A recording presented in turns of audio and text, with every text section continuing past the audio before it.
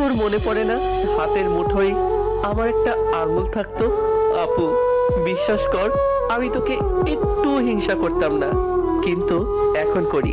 কারণ মা বাবা তোর জন্য সারাক্ষণ কাঁদে, আর আমার জন্য একটু ভাবে না। আচ্ছা আপু, আমি যদি তোর মতো তোর কাছে চলে যাই, আম্মু আব্বু কি আমার জন্য একটুও কাঁদবে না? তাদের দু চোখের এক ফোঁটা জলের কারণও কি আমি হতে পারবো না? তারা কি আমাকে জড়িয়ে ধরে একটু কাঁদবে না? বলবে না কেন চলে গেলি? আকাশের ওই তারাটাও হয়তো আমাকে দেখে কাঁদছে আর বলছে, কাঁদবে রে ভাই, খুব কাঁদবে। ওই ঘটনার পর আব্বু আর আমার মুখের দিকে তাকায়নি, আমার কারোর সাথে কথা বলা বন্ধ করে দেয়। আকাশের দিকে তাকিয়ে যখন এই কথাগুলো ভাবছিলাম আর চোখের জল ফেলছিলাম, তখন একটা ছোট্ট হাত আমার মুখের জল মুছে দিল। আমার আরেক পিচ্চি বোন নাদিয়া, পিচ্চিটা দেখতে একদম আমার নুসাইবার মতো। কিরে, তুই এত রাতে এখানে? আম্মু দেখেনি? আরে আম্মু ঘুমাচ্ছে। তুই ঘুমাসনি কেন? তোর কান্নার আওয়াজ শুনে ঘুম আসছিল না। ভাইয়া তুই প্লিজ আর কাঁদিস না, আমার কষ্ট লাগে। আচ্ছা, আর কাঁদবো না, তুই চলে যা। আম্মু দেখলে আমাকে বকবে রে।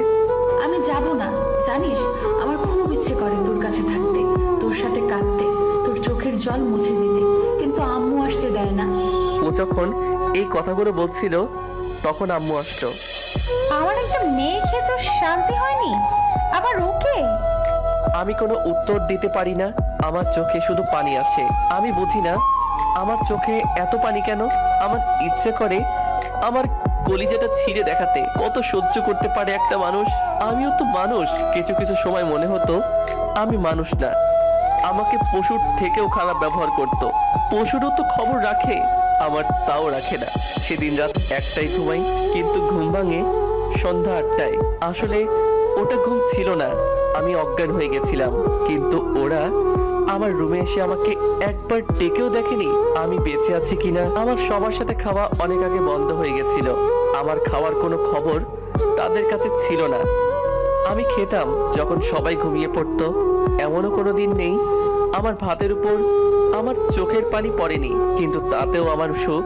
আমি ওদের কাছে আছি। কিন্তু ইদানিং মাথা ব্যথাটা খুব বেশি হচ্ছে, খুব বেশি।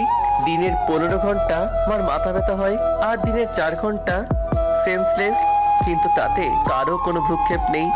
আমার মনে হয় আমি যদি আমার রুমে মারা যাই, তাহলে তারা তখন জানতে পারবে, যখন লাশ পচে গন্ধ বের হবে। আজ মাথাটা খুব বেশি ব্যথা লাগছে, সবকিছু কেন জানি না অন্ধকার লাগছে। হাতের কাছে ডায়েরির পৃষ্ঠাটা কাছে টেনে নিলাম আর লিখতে শুরু করলাম।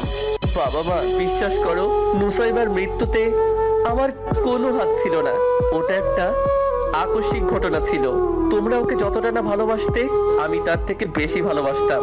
ও তো আমার চোখের মনি ছিল। বলো আমি কি করে ওকে? আর হ্যাঁ বাবা, ওই মেয়েটাকে আমি কিছু করিনি। তোমরা কেন বুঝো না? তোমরা তো জানো আমি কারোর সাথে কথা বলি না, তাহলে আমি কেন এমন একটা খারাপ কাজ করতে পারি? তোমরা আমাকে মারতে, আমার কোনো কষ্ট ছিল না, কিন্তু যখন থেকে আমার সাথে কথা বলা অফ করে দিলে, তখন থেকে খুব কষ্ট হয়। আমার মনে হয় আমি চিৎকার করে বলি আমি কিছু করিনি, কিন্তু বলতে পারি না। জানি আমার কথা কেউ বিশ্বাস করবে না। আমার না খুব ইচ্ছা করতো তোমাদের সাথে এক টেবিলে বসে খাই, আমার ভাই বোনের সাথে কথা বলি, খাইয়ে দেই, কিন্তু ওরা তোমাদের ভয়ে আমার সাথে কথা বলতো না। আম্মু যখন নাদিয়াকে খাইয়ে দিত, আমার খুব ইচ্ছা হতো আমিও আম্মুর হাতে খাবো।